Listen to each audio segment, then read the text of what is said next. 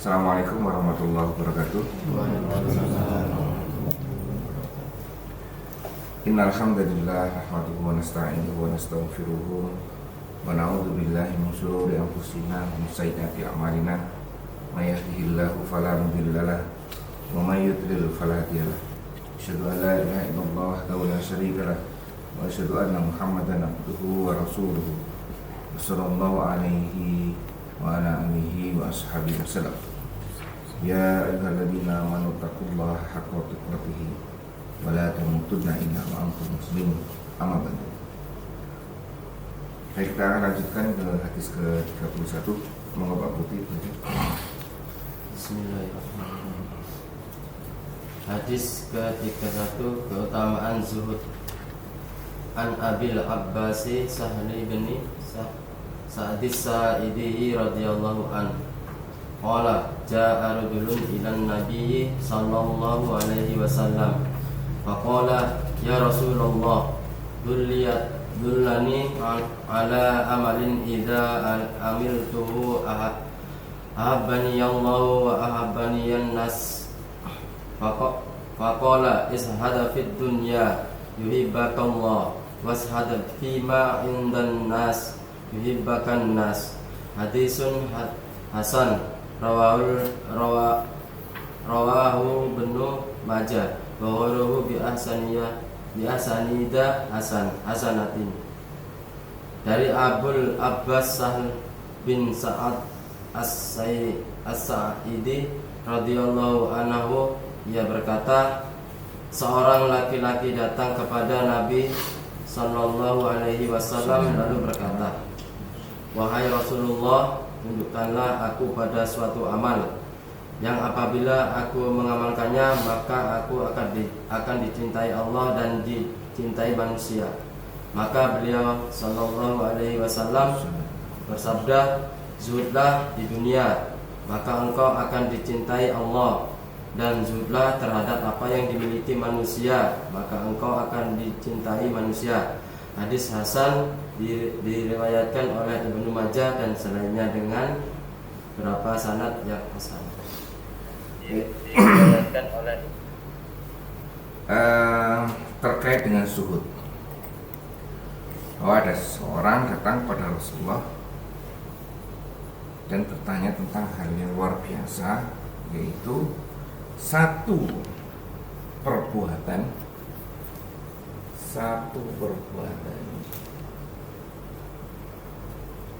yang nantinya akan berdampak pada akhirat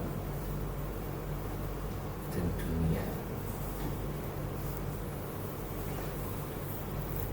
yaitu apa? Zuhud. Nah ini ya, zuhud ini yang menarik ini. Apa ini disini zuhud? Zuhud itu kata dasarnya apa, Pak Manto? Artinya apa? Secara kata tidak bisa mencintai dunia. Apa? Zuhud adalah sikap hati yang tidak menjadikan dunia sebagai tujuan utama. Nah itu ya, itu zuhud. Ya, zuhud itu kalau secara terminologi adalah meninggalkan atau tidak menyukai atau menganggap tidak penting. Zuhud itu ya, itu ya. Itu asal katanya. Perbuatan atau sifat. Nah ini menarik, sifat. Zuhud ini letaknya di hati. Kayaknya ya nanti implikasinya terkait dengan aktivitas ya, tapi ini letaknya di hati. Ini sifat, karena sifat zuhud ya. Di sini disebutkan pertanyaannya adalah satu perbuatan yang akan dicintai Allah dan Rasulnya, dicintai Allah dan manusia kan ini. Satu amalan yang jika mengamalkannya maka aku akan dicintai Allah dan dicintai manusia. Ini dicintai Allah, ini dicintai manusia. Ini sudah amalan yang luar biasa dan jawabannya sederhana, yaitu zuhud. Ya. Baik, di sini disebutkan kemudian zuhudlah terhadap dunia maka engkau akan dicintai oleh Allah. Oh, ini ternyata zuhudlah terhadap dunia, maka engkau akan dicintai Allah. Dan zuhudlah terhadap manusia, maka engkau akan dicintai oleh manusia. Baik, sekarang tadi zuhud itu adalah pekerjaan hati. Kita siwat zuhud secara terminologi adalah meninggalkan.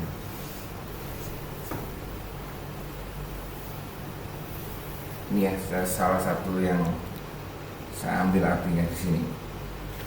Di sini menurut kitab ini, Syekh Islam Ibnu Taimiyah mengatakan bahwa zuhud adalah meninggalkan segala sesuatu yang tidak bermanfaat untuk akhirat, dan hatinya senantiasa yakin dan percaya dengan apa yang ada di sisi Allah. Ya, sini sebutkan meninggalkan. Kalau ini kata ya, kalau ini maknanya meninggalkan perbuatan yang tidak bermanfaat, yang tidak bermanfaat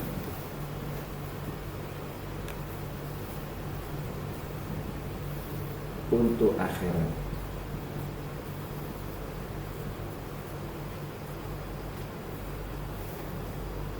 Ini menurut beliau. Sekarang di sini ada dua objek, sifatnya satu, objeknya ada dua.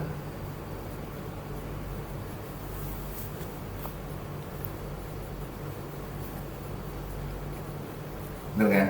Dan dua-duanya ini menjadi perantara agar dicintai Allah dan agar dicintai manusia. Kalau sudah enak ini, akhiratnya kena, dunianya juga aman. Ya kan? Kayak ini. Satu punya yaitu zuhud. Benar kata Pak Agus tadi, zuhud itu apa? Zuhud itu sifat. Jadi apapun yang kita lakukan sebaiknya seperti ini. Sebaiknya seperti ini. Karena apa? Karena kita sekarang ini, kenapa disebutkan seperti ini? Kembali lagi yang sering kita diskusikan, bahwa kita, habitat kita sebenarnya ada di surga. Karena kita adalah makhluk surga. Ya kan, harusnya seperti itu. Dan nanti kembalinya ke surga juga harusnya. Dunia dan manusia ini hanya sarana saja, lewatan dari surga, lewat kemudian kembali ke surga. Benar mohon ya. Ini yang lewat. Makanya Allah menyampaikan ini, waspada, zuhudlah terhadap ini, dua ini. Karena ini adalah bukan tujuan. Ini hanya sekedar melewati saja untuk menuju surga lagi. Ya, jadi di konsep ini zuhudlah. Silakan. Jadi bukan untuk tidak, artinya jadi tidak meninggalkan dunia. Enggak, karena ini memang hal yang harus kita urusi, dunia dan manusia ini. Harus berinteraksi dengan keduanya, harus ini. Karena ini proses kita berada di sini. Meninggalkan dalam konteks ini adalah, ini kalau di sini perbuatan itu sia-sia, artinya semua yang sifatnya itu tidak bermanfaat pada tujuan akhir kita. Kembali lagi di sini, manfaat dan tidak bermanfaat kembali pada Al-Quran dan Sunnahnya lagi. Jadi tetap ada mungkin ya, kita sama-sama tahu bahwa ada konsep yang kurang pas terhadap zuhud di masa lalu. Ya Bang ya. Dengan meninggalkan dunia yang dalam artian benar-benar meninggalkan. Nah, itu ya kan. Enggak seperti itu. Silakan bekerja sesuai dengan porsi kita, dengan peran kita yang sudah diberikan oleh Allah. Tapi zuhudlah terhadap itu, karena itu bukan tujuan, itu proses. Bukan berarti juga memakai baju, ada baju bagus terus memakai baju Enggak. camping. Enggak, ya kan? Hanya saja ketika memakai baju, lah ini kembali lagi. Ini ada enggak orientasi akhirat? Kenapa saya harus pakai baju ini? Ya kan? Mengganggu akhirat kita enggak?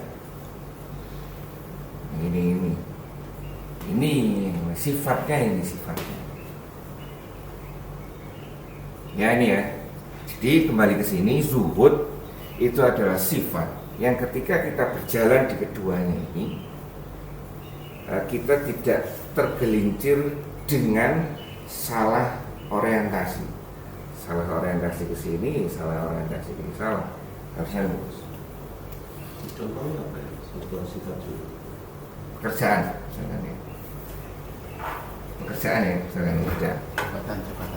Nah, jadi sekarang Jabatan. ya pekerjaan. Ini pekerjaan saja, kita tidak usah coba. Apa yang kita kerjakan aja, ya kan? Apabila pekerjaan kita itu memalingkan kita dari akhirat, berarti kita salah orientasi. Di sini disebutkan ada dua, manusia dan dunia. Sederhana aja itu tadi loh. Kerjaan kita. Kalau kita tidak berorientasi akhirat, berarti kan tidak termasuk ini kan. Gimana terus seperti ya, tinggalkan. Jadi pekerjaan kita gimana ya? Pekerjaan kita orientasikan akhirat. Apa misalkan pekerjaan sebagai karyawan adalah salah satu bentuk ibadah. Ibadah itu. Ibadahnya seperti apa Pak Manto? Ini loh jadi karyawan air. Sungguh-sungguh. Nah, bersungguh-sungguh dalam bekerja, ini kan, tepat waktu masuk, tepat waktu pulang. Itu bulat aja. Iya kan? Seperti itu. Ini salah satu seperti itu. Jadi orientasi bahwa apa yang ada di tangan Allah itu lebih baik. Bahwa dengan wasilah seperti ini, dengan peran yang sedang kita jalankan ini adalah jalan menuju ke surga kita, kembali ke surga ini. Ya itu ya.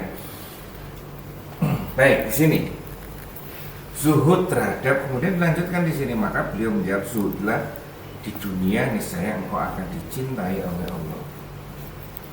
Zuhudlah di dunia, zuhudlah, tinggalkanlah perbuatan-perbuatan di dunia,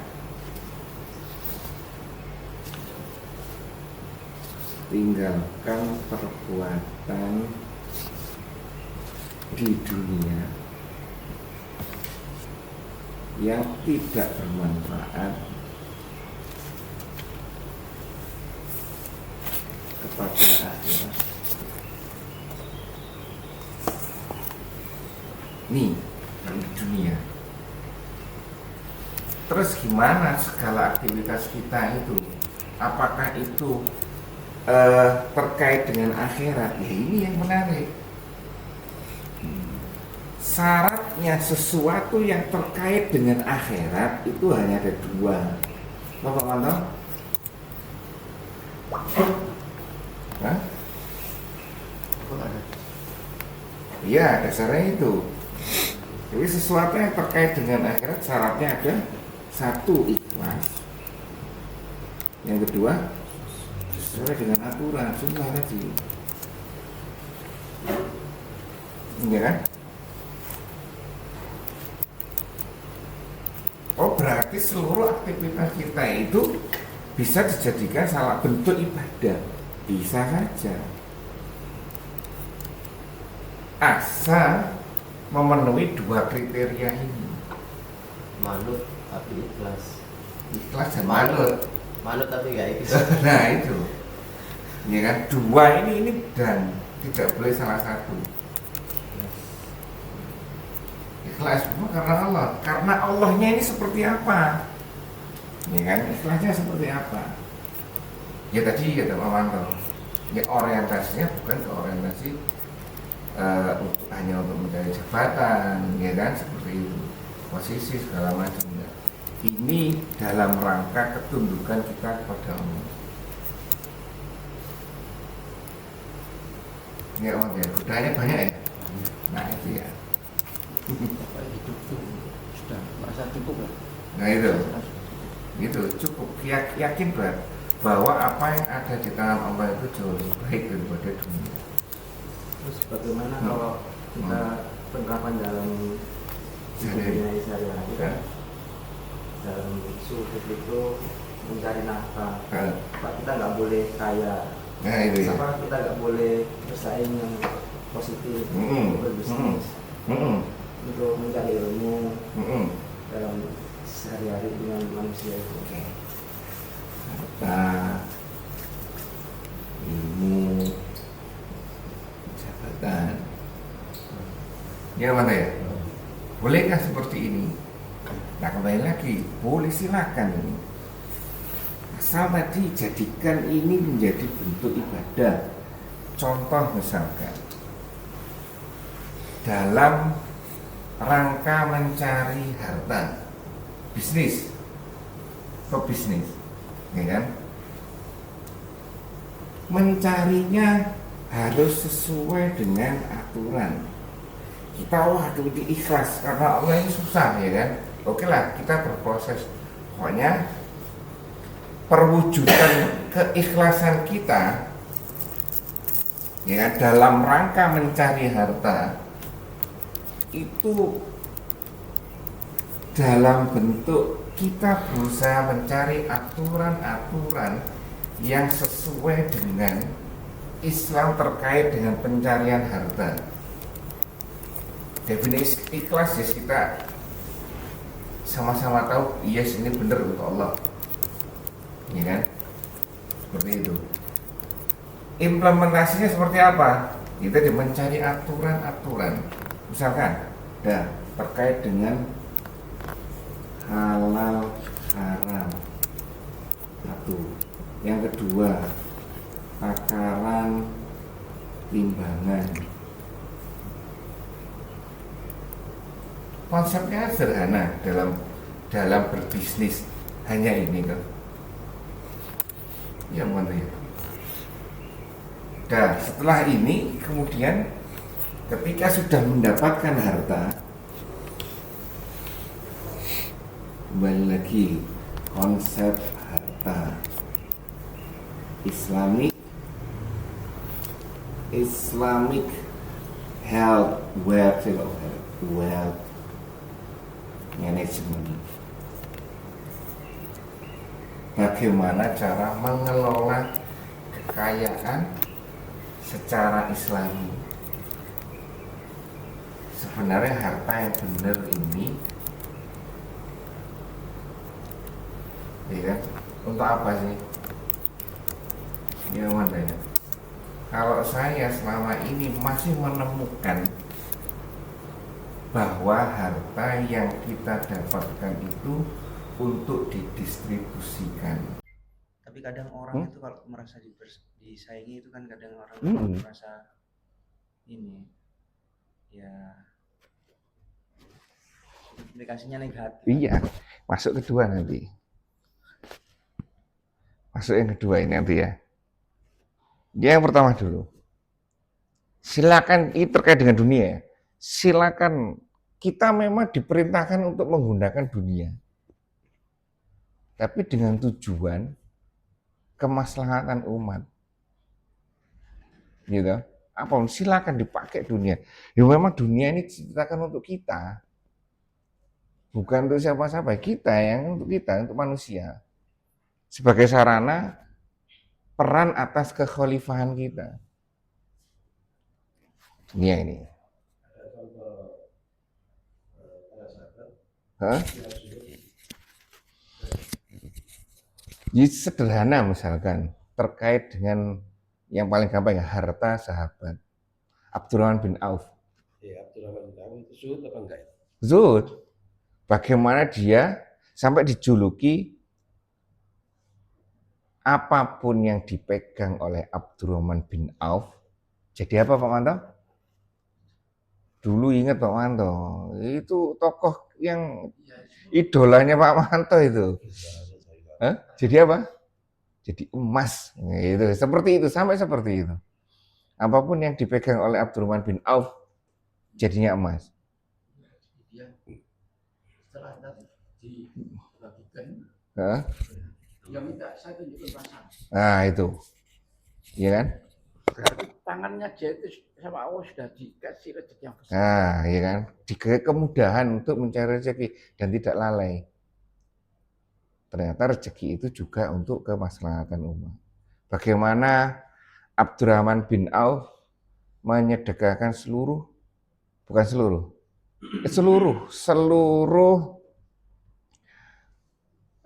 barang dagangan yang sedang menuju Mekah. Bukan seluruh harta ya. Ini dia ada bisnis ini yang mau datang ke Mekah. Dan seluruh ini, armada ini didonasikan ke penduduk Mekah, di mana saat itu Mekah kelaparan, di mana bisa menghidupi orang Mekah selama 3 bulan. Banyak sekali kan. Seperti itu. Itu contohnya. Kita diberi kemudahan, itu sahabat kita diberi kemudahan untuk mendapatkan, jangan lupa ketika kita sudah mendapatkan itu, lah fungsi si harta ini untuk apa itu kita harus tahu. Makanya 3 ini termasuk kesehatan ya. Hah? Ya itu didistribusi, tugasnya untuk didistribusikan. Jangan sampai dipegang sendiri. Karena kalau dipegang sendiri ini bukan tujuannya. Berarti kita sudah di sini sudah terdistorsi, terpalingkan. Kita hanya lewat silakan ini adalah fasilitas, ya sudah gunakan fasilitas. Ya tujuannya kita ini.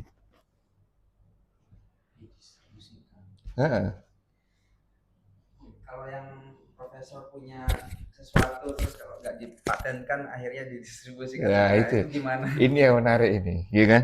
Dulu kitab-kitab seperti ini nggak ada hakinya, hak atas kekayaan intelektualnya, ya kan? Nggak ada. Tapi sekarang mulai berlomba-lomba, ya kan? Gimana? Nah, itu jadi perdebatan. Bahkan ulama sekarang sudah mulai haki juga, seperti kita tidak menyalahkan, tapi ya seperti itu. Seperti kemarin teknik-teknik membaca Al-Quran, kecuali turutan. Kalau turutan itu tidak ada hakinya, bebas. Iya kan turutan. Kalau zaman kita turutan ya. Pak Manto belajar turutan kan dulu ya. Iya kan. Kalau mungkin generasi Andika sudah Iqra ya, sudah berubah Iqra. Iqra sudah mulai ada hakinya ya. Atau bebas, masih bebas. Kalau sekarang sudah mulai ada hakinya. Tidak boleh fotokopi, tidak boleh beli sendiri kecuali lewat sini. Hah? Ya gimana ya? Allahu a'lam. Ya Allahu a'lam gimana seperti itu. Tuntutannya kita untuk menyebarkan ilmu. Terus sekarang ada haki.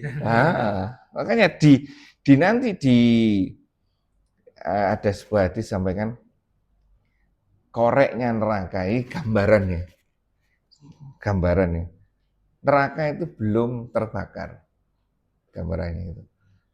Nanti koreknya neraka. Koreknya berarti kan pertama kali ngecas itu kan ada tiga golongan. Apa Andika sebetulnya? Golongannya dermawan, ulama, pejuang ya. Apa ya? Ada 3 kalau nggak salah. Satunya lupa. 3 golongan ditanya. Semuanya jawabannya, ya saya berlaku seperti ini untuk Allah. Tapi jawabannya Allah, enggak, kamu berbohong.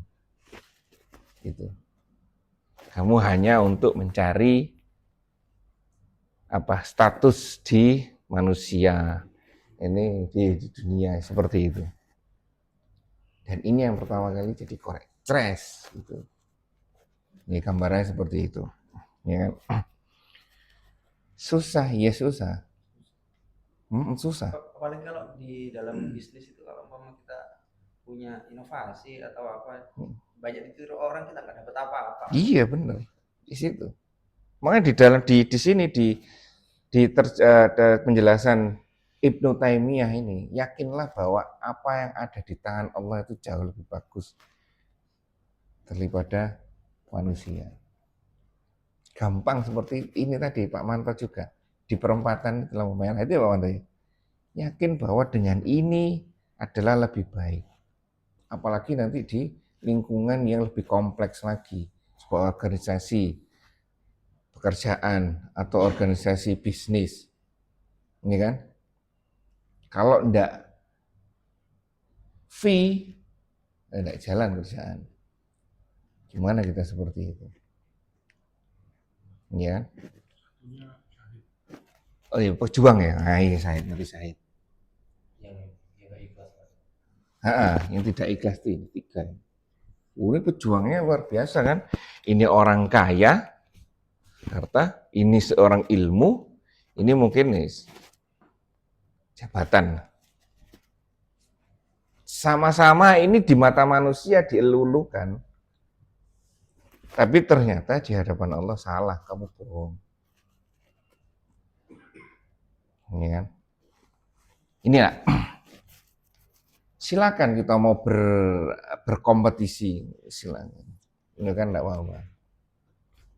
Silakan mencari ini, tapi caranya, teknis dan orientasi pemakaiannya atas hasilnya kembalikan kepada pemiliknya. Ya Allah ya, gimana Allah caranya ini didistribusikan? Kembali lagi, kita ini di sini apa ayatnya Pak Manto? Terciptakan di dunia untuk ibadah itu illa liya'budun gitu. Wala, dan tidaklah saya ciptakan manusia, wala khalaqtul jin wal ins illa liya'budun. Nah itu. Dan saya tidak akan, dan Allah tidak menciptakan jin dan manusia kecuali untuk ibadah. Gitu, ingat Pak Manto ya? Nah itu, konsep itu sudah merubah ini semuanya. Baik, sampai sini. Ada yang tanya enggak? Ini belum ke manusianya, nanti next manusia. Ini sampai sini. Gimana Pak Manto? Andika. Menyikapi zuhudnya Rasulullah itu gimana ya? Misalnya saat beliau hidup sederhana, bisa hidup dengan lebih baik. Cuman kenapa kok milih yang sederhana gitu? Sedangkan kita kan kadang saya enggak apa-apa deh. Sekarang itu gimana? Gimana Pak Manto? Itu karena Rasulullah takut dengan hisabnya. Nah, ya kan? Ya, artinya sekarang kan orang, enggak, saya pengen spring bed ya kan. Kenapa kok enggak kasur biasa aja misalnya? Gimana kan Manto? Umar kan sempat nangis lihat Rasulullah kok tidurnya cuma kayak gini toh, ya kan, kok kayak raja-raja Persia Romawi. Iya. Karena Rasulullah ya bisa ya. Jadi pertanyaan itu saya. Nah itu menarik itu. Harta terbaik ketika Rasulullah wafat. Ketika Rasulullah wafat, di rumah harta terbaiknya apa? Harta terbaik yang ditinggalkan, harta yang terbagus yang ditinggalkan saat Rasulullah wafat. Bukan? Gelas dan tikar. Mantap cai. Tikar apa ya? Itu harta terbaik Rasulullah ketika beliau wafat. Ya, itu adalah role play kita, itu adalah contoh peran kita yang harus kita copy paste harusnya. Copy paste, ya kan? Harusnya seperti itu. Terus gimana ya? Kita yang penting berproses saja dah. Doanya, nggak usah Rasulullah bawahnya, doanya sahabat saja minta surga dengan usaha yang luar biasa. Sedangkan kita, Pak Manto, tapi permintaannya sama, surga. Udah, ya kan? Ya itu. Jadi ini tidak apa-apa, silakan cari dunia. Terus Rasulullah gimana? Itu role play kita. Itu adalah target kita. Ya kalau cari dunia digenggam saja, nanti itu akan hartanya ditaruh di punggungnya, seperti dilelehkan, ya. taruh di punggungnya. Itu sebuah ancaman ya, seperti itu. Al-Quran itu. Nah kita kembali sekarang apa yang di luar kita, proses ini kalau dunia ini ya di luar kita, bagaimana kita menyikapi ini, apa yang harus kita lakukan terhadap di luar kita, dunia ini, terhadap tujuan akhir gitu. Silakan cari, jangan terus meninggalkan ini, kan nggak cocok nantinya, ya kan? Yes, dalam tanda kutip, kenapa Allah menciptakan dunia kalau tidak dimanfaatkan, kalau hanya untuk ditinggalkan? Terkait dengan Rasulullah tadi itu adalah role play kita seperti itu. Kalau mampu seperti itu silakan, tidak masalah. Kalau tidak mampu yes, usahakan semuanya kembali ke sini. Kita menjalankan seperti ini ke enak Allah. Susah ya, ikhlas ini susah ya. Selalu gini-gini ya. Selalu terombang-ambing dengan keikhlasan kita. Ya sudah, paling tidak ini tetapkan bahwa kita itu ikhlas. Yang kedua, bentuk keikhlasan itu yang konkretnya adalah dengan mengikuti aturan.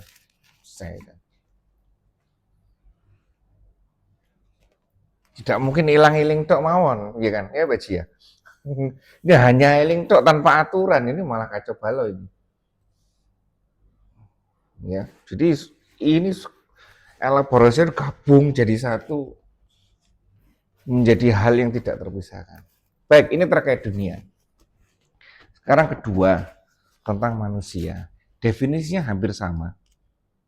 Objeknya aja diganti. Tinggalkan perbuatan manusia yang tidak bermanfaat untuk akhirat. Apa sifat manusia ini? Ya sifat-sifat manusia itu tadi yang tidak bermanfaat untuk akhirat. Apa Pak Manto? Ya penyakit hati itu, iri, dengki, sombong takabur, sum'ah, ujub. Dan ini seperti ini. Terkait dengan manusia ini, di dalam kan, ini kan di dalam. Tinggalkan perbuatan-perbuatan yang ada di dalam manusia yang tidak bermanfaat untuk akhirat kita. Ini gimana, ini tambah susah lagi nih. Ini kan? Penyakit ini, penyakit hati. Kalau ini terkait dengan aturan-aturan di luar kita, SOP kita, ya kan, Al-Quran dan Sunnah, ini terkait dengan pengendalian itu tadi, pengendalian potensi positif dan potensi negatif. Nah ini antara pertentangan antara di sini di kolbu ini, antara nafsu internal dan setan eksternal. Dan godaan kolbu ini yang dimainkan di sini. Ini tanpa ini tidak bisa. Ini toh tanpa ini tidak bisa. Dua-duanya harus jalan. Ya, nah ini. Silakan seperti ini, hilangkan ini. Godaannya banyak sekali godaannya.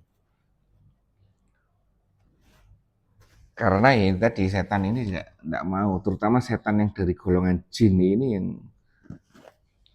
sudah bersumpah di hadapan Allah akan menyesatkan anak cucu Adam. Nah ini yang repot ini. Ya, jadi kita harus belajar apa ya? Harus belajar banyak di sini. Terkait dengan eksternal dan internal kita sendiri. Bagaimana cara kemarin dulu kita sudah pernah belajar bagaimana cara mengendalikan ini. Gimana cara mengendalikan ini, Pak Manto? Ingat enggak? Tombol hati. Nah, dengan tombol hati tadi, Pak Manto kan sukanya itu. Suka nyanyi. Loh, kemarin enggak nyanyi tombol hati? Hah? Gimana? Loh, waktu pengajian?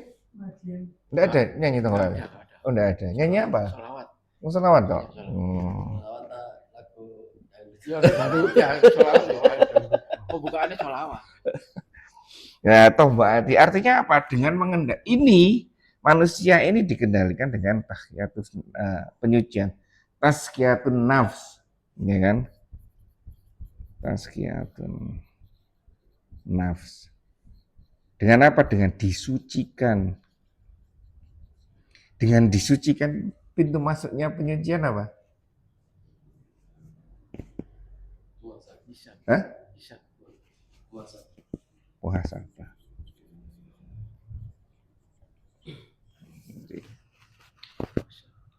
Kalau ini kuncinya apa?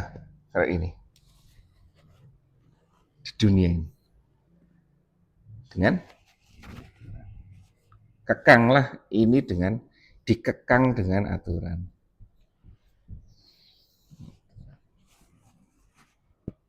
Kalau ini dikendalikan dengan tazkiyatun nafs, caranya muhasabah. Kalau ini cara pengendaliannya, cara pengangkannya dengan aturan, dikekang dengan aturan, kok enggak kemana-mana. Jadi itulah konsep suhud sebenarnya. Ini kan seperti itu. Ya terkait dengan pertanyaan Handika ya luar biasa. Bagaimana Rasulullah seperti itu? Memang Rasulullah seperti itu. Role play-nya kita, contoh kita seperti itu. Gimana kita belum mampu? Pokoknya kita menuju ke sana. Iya, Wanda ya. Bahwa perjuangannya Rasulullah seperti itu, ya seperti itu. Bagaimana misalkan kita contoh negara Arab. Bagaimana negara Arab dulu tidak diperhitungkan, sekarang diperhitungkan. Karena apa? Dengan kekayaan ini. Zamannya sekarang adalah zamannya kekayaan. Ya sudah, mungkin ya kan dengan kekayaan Islam dilihat misalnya. Ya, mungkin seperti itu. Kalau dulu zamannya Nabi Ibrahim kan Nabi Ibrahim dan arsitektur atau dengan keilmuan. Zamannya Nabi Musa dengan sihir. Zamannya Nabi Ibrahim syair. Nah, itu kan. Mungkin sekarang ini zamannya harta, mungkin seperti itu. Ya. Di Arab kok berbondong-bondong kayak ini. Di Arab. Posisinya orang Arab sama kita itu sama. Ya sama. Apa? Ya. Sebagai umatnya Rasulullah sama. Dia tidak lebih baik daripada kita, ada sama kita. Yang lebih baik di antara kita adalah orang-orang yang bertakwa. Iya kan? Ya. Ya ada aja. Ya. Perilakunya enggak benar ya, ada saja. Iya kan? Bukan Madinah kan ini. Mereka tuh dermawan, bagi-bagi makan gratis. Lah itu. Sering ketemu. Iya kan? Ya inilah konsep suhud. Kita tidak mungkin tahu konsep suhud kalau memang tidak tahu aturannya ini. Karena aturan di dunia ini berhubungan dengan orang lain kan. Iya kan? Jadi kira dua ini terangkai. Bagaimana interaksi kita dengan dunia, dengan kita dengan manusia. Baik, sampai sini ada pertanyaan lagi, Mas. Apa bedanya suhud sama warai? Nah, warok. Lupa saya tadi jelaskan. Warok itu apa? Aman tuh? Ingat tuh warok? Warok. Warok. Mungkin harusnya Warok Ponorogo itu tidak seperti itu harusnya. Ya kan? Gambarkan dengan sangar. Waroknya tidak seperti itu harusnya. Ya kan? Apa warok ini? Apa beda dengan zuhud? Kalau zuhud kan meninggalkan perbuatan di dunia yang tidak bermanfaat untuk akhirat. Kalau warok? Oh, kalau semuanya juga makanan bisa ya. Kalau warok? Hah? Kalau warok? Apa Handika? Berhati-hati ya. Terkait dengan zuhud ini. Apa bedanya? Sama-sama konsepnya sama-sama meninggalkan. Tujuannya sama-sama meningkatkan kualitas diri, kompetensi diri. Sama. Kalau mau dilihat, nafsu ini, sini, ini, sama saja. Dua-duanya sama.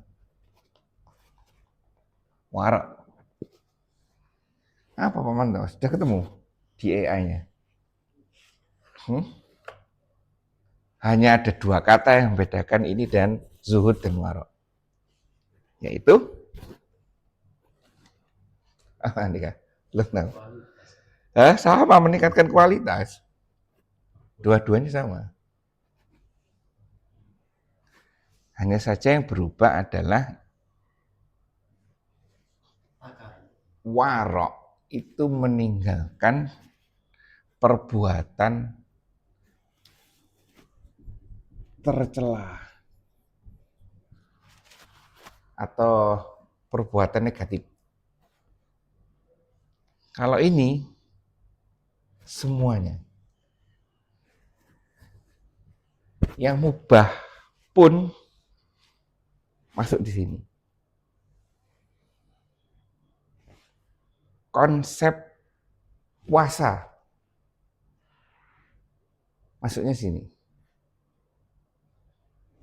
Ini perbuatannya perbuatan yang tercela saja. Ini bedanya warok dengan zuhud. Iya, bener setuju. Lebih tinggi zuhud daripada warok. Meninggalkan hal-hal yang tercela.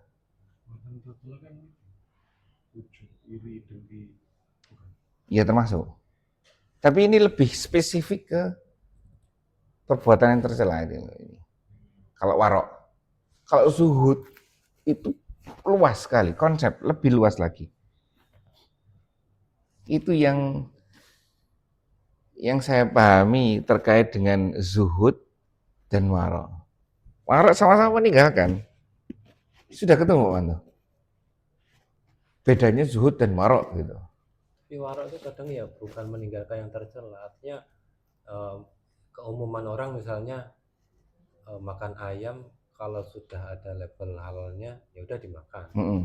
Tapi yang warok ini, orang warok, dia kalau nggak jelas tahu lihat langsung dia nggak makan. Walaupun di RPH atau di mana statusnya ada di sertifikasi halal.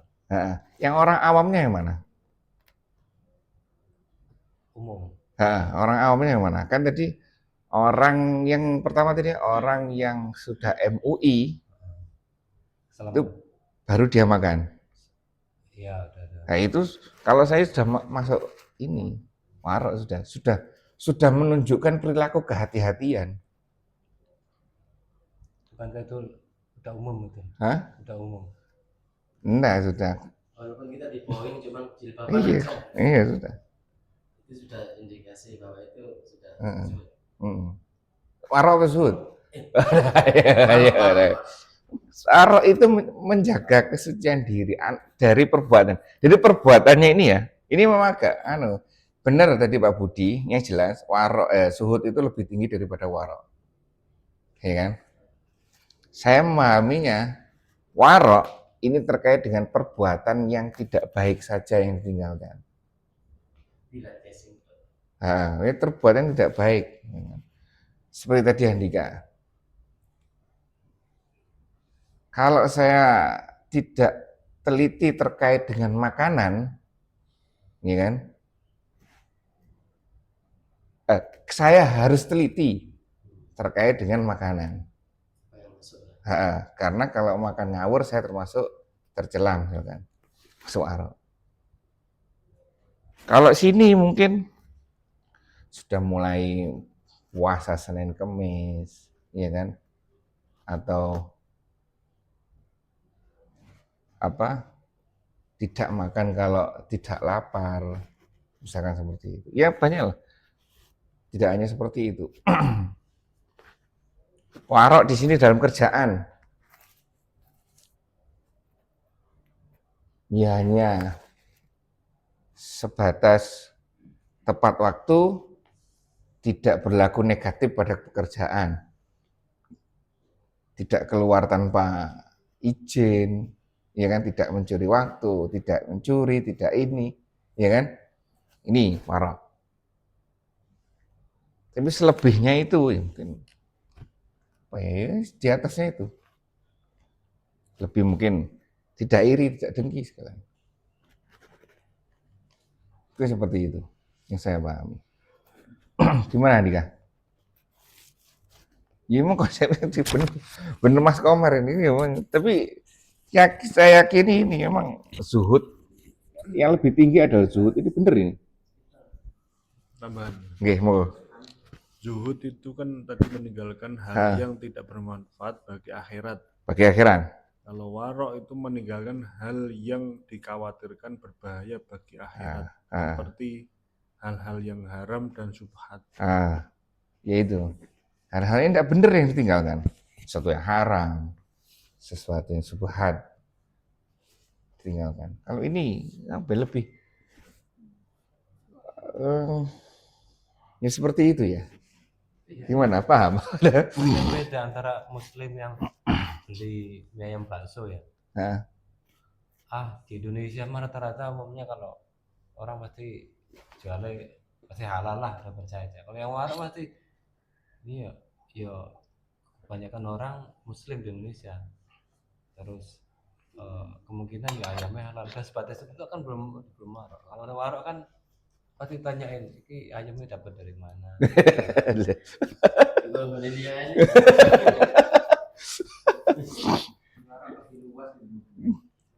Zuhud lebih luas. Lebih hati-hati. Kalau zuhud, ya subhat ditinggalkan termasuk warok. Jadi perbuatan yang negatif termasuk meninggalkan haram. Haram kan perbuatan yang paling bawah ya kalau kita bawakan.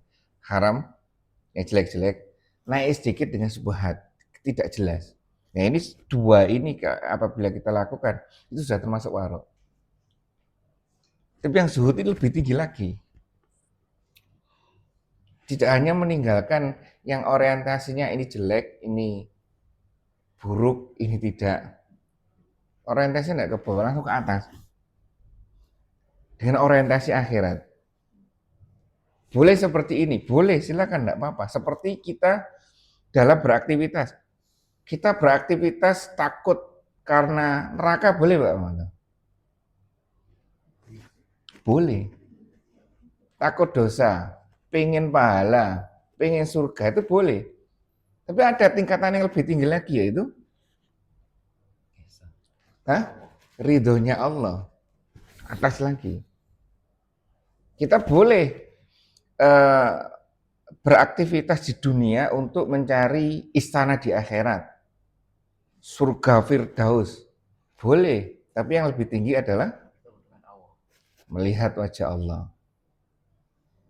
Gitu. Boleh, silakan. Karena itu ada di dalam tuntunan kita. Kalau warok mungkin seperti itu, pada aturannya, pada ini, pada ini. Kalau warok dalam Islam, artinya secara bahasa warok berarti menahan diri atau berhati-hati dalam konteks Islam.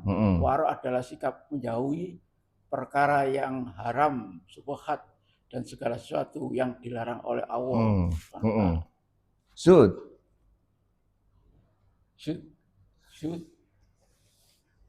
Orientasi. Kalau zuhud itu jeneng orientasi. Mungkin seperti itu ya kan. Zuhud itu tidak terikat. Nah, itu semua didefinisikan masing-masing. Toh keduanya itu hal yang baik. Tinggal kita menerapkannya gimana. Waroknya seperti apa. Karena bagaimanapun zuhud juga melewati ini juga, melewati warok juga. Ya. Mungkin waroknya di sini. Dalam pencarian harta seperti apa. Nah ini waroknya mungkin di sininya. Bagian dari zuhudnya ini. Konteks secara keseluruhannya ini masuk zuhudnya. Tidak mungkin kan kita ini kalau ininya tidak tahu. Kita tidak. Berarti angel muncul ke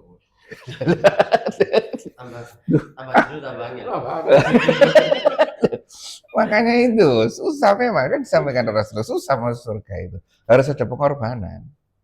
Iya kan? Harus ada pengorbanan. Gimana susahnya? Tapi Allah sudah menjanjikan. Iya, iya Andika ya. Gampang, kemarin kan ada sebelumnya kan ini orang Badui kan tanya kan. Oh iya, itu apa? Tanya saya pengen masuk surga. Cara yang gampang. Cuma ngelakoni apa? Rukun Islam sama menjauhi yang haram, mengharamkan yang haram, mengalahkan yang haram. Ikut dok. Iya. Terus diurai. juga gini. Enggak. Ini misalnya pekerjaan. Kamu meninggalkan sholat. Ini sepatu kerja, bos saya mau makan sebenarnya padahal tujuannya sholat. Kan bohong, ini bagaimana? Gimana? Maksudnya bila bos makan, keluar makan. Tapi tujuan saya membohongi, saya sholat. Gimana? Aturan bekerja kan paling enggak. Oh. Kalau kita sholat di tengah-tengah ada adzan berkumandang, rikun itu. Itu. Dan makan tapi oh izinnya makan. Tapi ternyata sholat. Kenapa seperti itu? Siasat. Bukan cuma saya, sama saya, buat saya. Bagus tuh Pak. Aturan pertama tidak boleh bohong, ya kan? Tidak boleh bohong. Tapi kalau tidak memungkinkan gimana?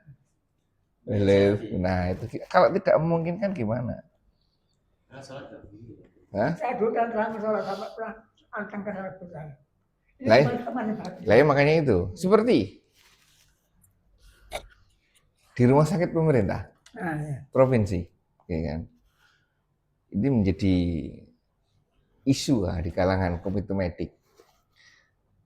Itu loh dokter A itu loh, jam 9, antara jam 9 sampai jam 10 pada saat pasien masih banyak, dia selalu keluar. Untuk apa? Sholat duha. Ngapain sholat duha? Pasien itu lebih penting. Satunya ngomong, enggak, sholat duha itu penting. Ya kan? Ya. Silakan, ya kan? Itu doa kubu itu, ya kan? Ya untuk menenangkan diri, ya kan? Dengan berbagai macam argumen. Yang satu ngomong apa ini sholat duha? Ini pasien yang penting. Yang satu ngomong enggak ini. Lah itu. Sama-sama benernya, ya kan? Kembali kepada orangnya, ya kan? Gimana Andika? Iya. Didahulukan prioritas ibadah sosialnya. Harusnya seperti itu. Itu kalau ada pasien terus waktunya sholat terus. Nah, ini kan aturannya kan enggak boleh.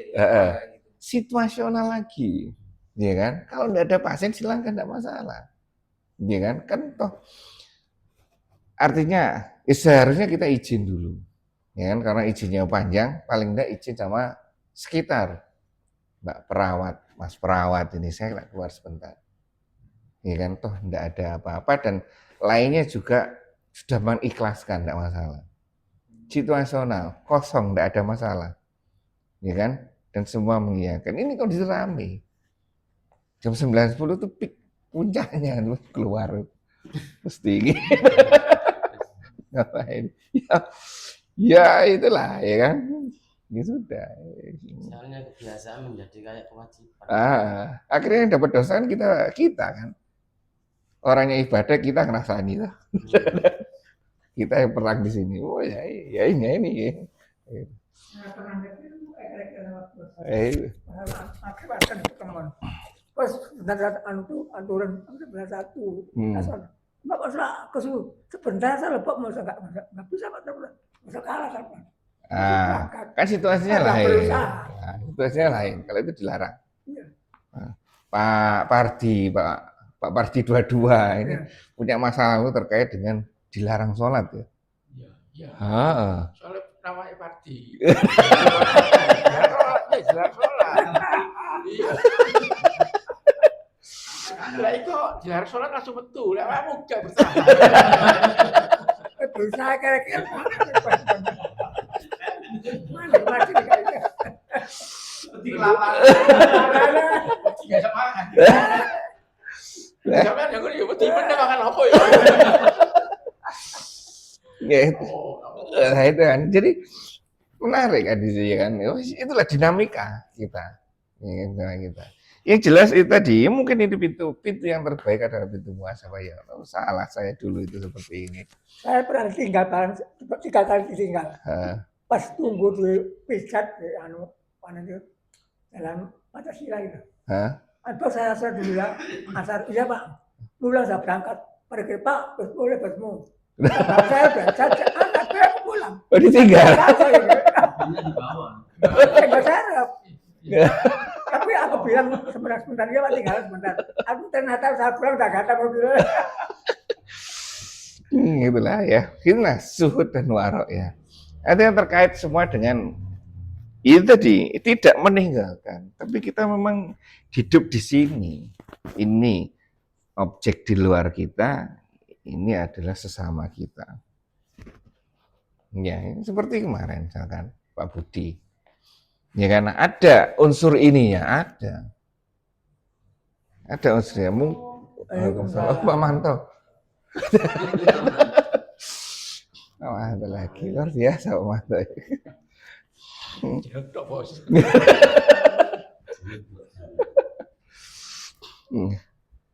Terkait misalkan situ Bang, situ aja. Nah, itu.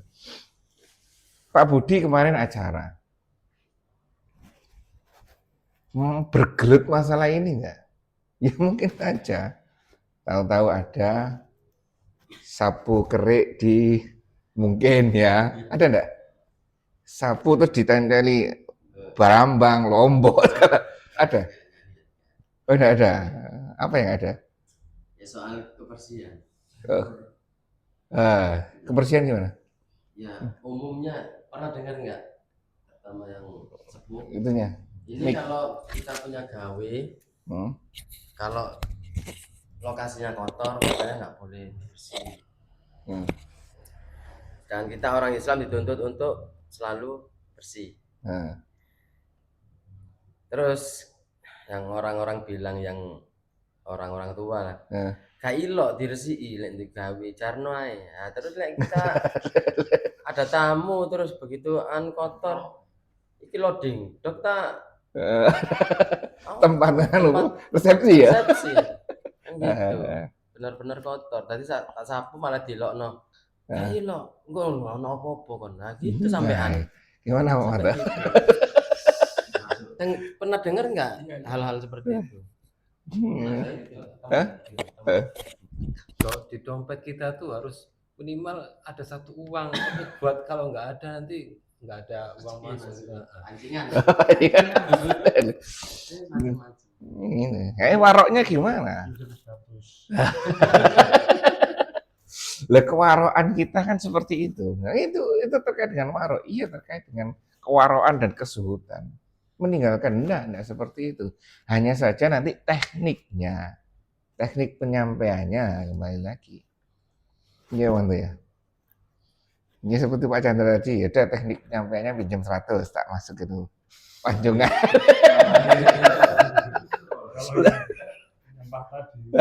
Pak Budi tadi. Enggak, malah sebenarnya ucapannya itu. Enggak sampean benar, memang enggak bisa banyak tamu. Benar dulunya memang seperti itu. Dilarang itu karena ada tamu, banyak orang terus enggak boleh nyapu itu.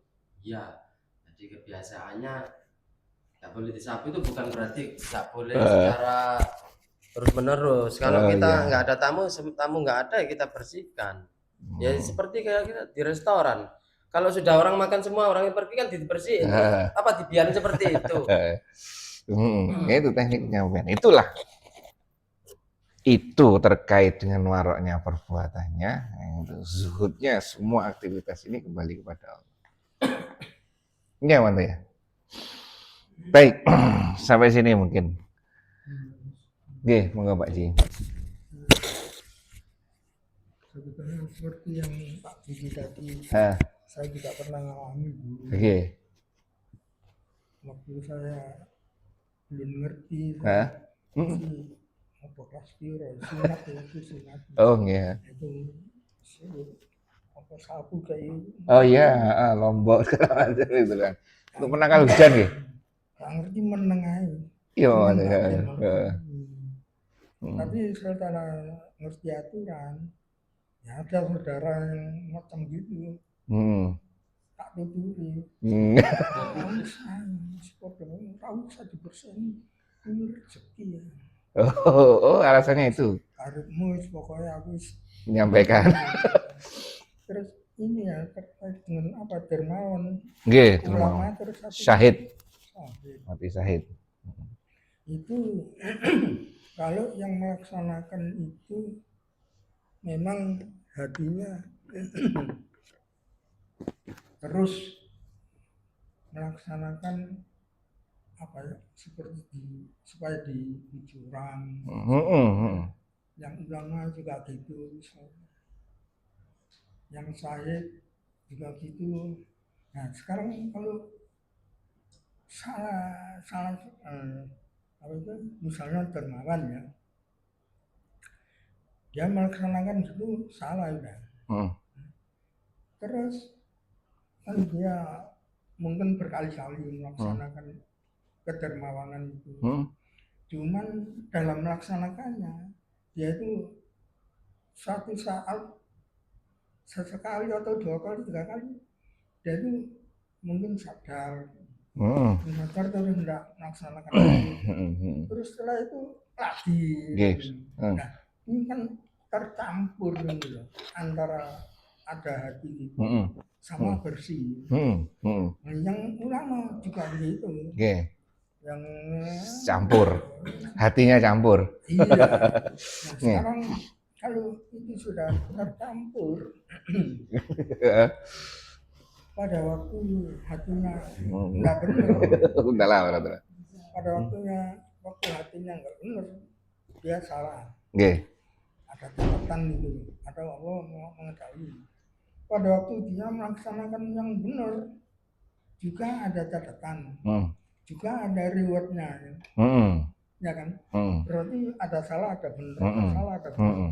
Nah sekarang kalau misalnya yang benernya itu sama-sama atau lebih banyak, itu kira-kira bagaimana penilaiannya itu? Baik yang ulama maupun yang syahid itu kira-kira bagaimana? Jadi enggak maksud saya itu ya benda dibuku terus. Ini apa ini? Dan ini dan itu yang model gini saya rasa bukan orang 3, modal orang 3 itu apa? Mungkin kita pun juga pernah gitu. Entah banyak atau sedikit itu sama kita. Belum bisa bersih kayak yang warok ya. Nah, itu kira-kira bagaimana ya? Nah itu ya, pertama memang itu hak prerogatif dari Allah. Yang kedua kita sudah diinformasikan terkait bagaimana perbuatan positif dan bagaimana perbuatan negatif. Perbuatan positif nilainya lebih banyak, ya kan 700 minimal 700 kali, nah itu kan, ya kan itu sudah. Terus yang kedua, ya memang yang dinilai dari kita kan proses. Ya kan, prosesnya itu yang menarik. Ya kan, bagian yang bisa menurunkan keridhaan Allah itu proses. Ya seperti itu tadi, waduh ini kemarin saya salah, ulangi lagi, perbaiki lagi, terjerumus lagi, ya ulangi lagi, ya seperti itu. Tidak apa-apa ada.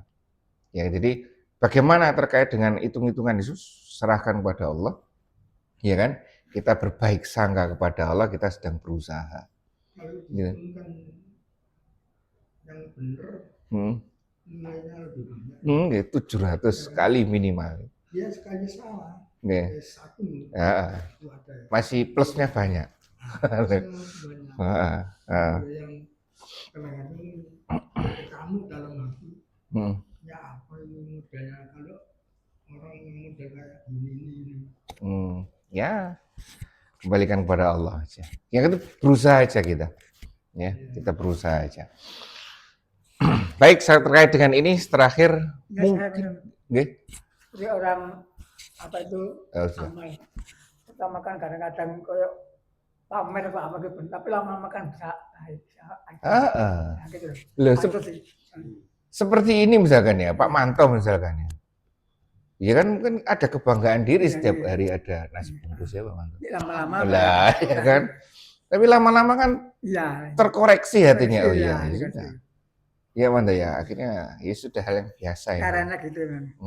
Ya dilatih terus. Dilatih. Ya Manto ya, latihan terus. Dilatih Pak Manto. Mungkin ini tadi kata sifat ya, ini mungkin kata kerja ya. Ini kayak. Mungkin seperti itu ya. Ini kan kata sifat. Kalau ini kata kerja mungkin. Warok. Ya. Baik, itu saja kembali kepada sederhana konsepnya, ya kan? Aturannya bagaimana Al-Qur'an dan sunnahnya. Ininya gimana? Ya. Kemudian muhasabahnya gimana? Justru ini memang penting. Ini penting sekali ini memang. Penting, sangat penting sekali. Muhasabah itu. Seperti yang saya sampaikan Pak Ji, muhasabah itu ya akhirnya buka semua yang di belakang-belakang itu. Ya kan? Terus akhirnya dibuka yang di belakang, terbuka yang di belakang sebagai bekal untuk ke depan. Itu kan? Seperti itu. Seperti Pak Budi kemarin. Ya, acara yang mesti ada saja. Ya kan? Belum lagi nanti di dalam kotaknya itu dikasih apa? Bang Putih ya? Apa? Di dalam kotak uang itu. Kan mesti ada macam-macamnya, kan dikasih apa? Semua rangkaian ini, kita ini, itu terkait dengan budaya kita dahulu. Guru saya itu enggak mau ngasih janur, itu enggak mau. Tumpeng itu enggak mau. Loh, Ustaz, ini sudah berubah maknanya. Enggak, saya tidak mau. Berubah maknanya ini hanya sekedar makanan. Enggak, saya enggak mau. Ya sudah. Juga istri cari kelapa. Ya saya cuma bantu. Tadi tak lihat kok masih utuh. Buat apa ternyata? Ya, dugaan saya syarat. Apa ini syarat? Buat apa beli kelapa utuh? Itu jadi apa-apa kan? Tidak jadi apa-apa. Oh berarti ini ada yang pasti tugas berat Pak Manto, istri. Juga nggak tanya sebenarnya saya nggak tanya. Cuman manfaatnya. Tuku mumet-mumet nang kono isu-isu buku kabeh. Terus gak ada apa-apa. Oh, ini dugaannya ya syarat. Iya Manto ya. Juga nggak tanya, tak kira memang dibuat bumbu. Gak ada apa-apa. Ya banyak itu benar Pak Mas Komar, mulai dari janur di depan ya kan. Tapi karena mungkin Pak Budi tidak tahu sejarahnya, biasa-biasa saja. Ya, terkait dengan sejarah dahulu. Apalagi nanti ada apa acara ngunduh matu segala macam, ada itu yang pecah. Tidak ada. Pecah apa? Degan itu. Kelapa muda itu. Itu ya. Itu semua rangkaian itu memang terkait dengan budaya kita dahulu. Macam-macam ini cuci kaki, iya macam-macam telur enggak telur. Iya telur buat apa Pak Manto?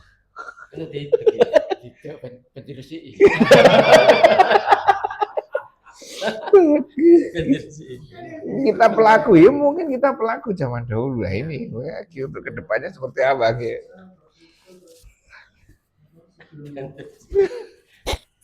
Manto. Menurut saya. Oh, alhamdulillah. Okay. Yang pertama ya ini tadi macam-macam lagi. Oh, oke. Nah, terus waktu saya sunat, Oke. macam-macam itu sing dijalukkan nang Indonesia sih jaluk wong pinter kan. Nah itu sore itu wis ditokoi kursi rapi kursi sing sapu sing opo itu. Marus bersih kabeh dilungkas wong gendeng teko. Wong gendeng teko.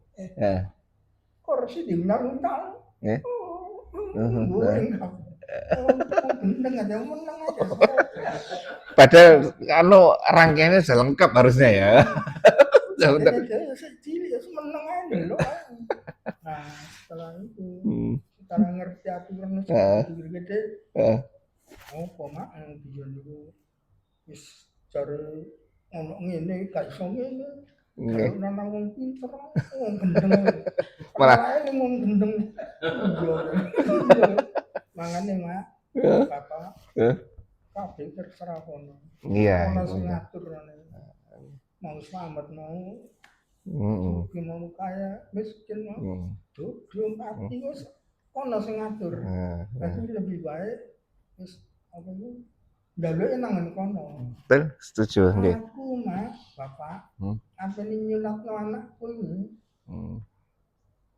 seminggu nak gulunge kene lho wae njaluk. Sebenarnya sedih udah arek lur di mali. Padahal kayak dia nak pirang jam kok. Sampai aku nangis. Iya.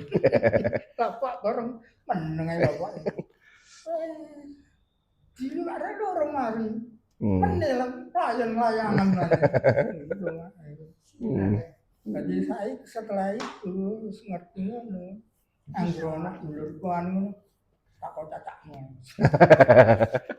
Takonan cacakmu ngono itu. Ya itu ada perubahan, ya kan? Mulai bro kalau ya, alhamdulillah. Itu kan berproses ya. Berproses. Baik, alhamdulillah. Pak Manta ya. Zuhud dan wara. Ini ada perbedaan. Apa? Oh, Pak Manta nemu. Utama. Zuhud bersifat lebih luas, yaitu meninggalkan hal yang tidak bermanfaat di akhirat. Warok bersifat lebih spesifik, yaitu meninggalkan hal yang dapat membahayakan di akhirat. Tercela membahayakan, iya kan? Sesuatu yang membahayakan, tercela, tuh lebih spesifik.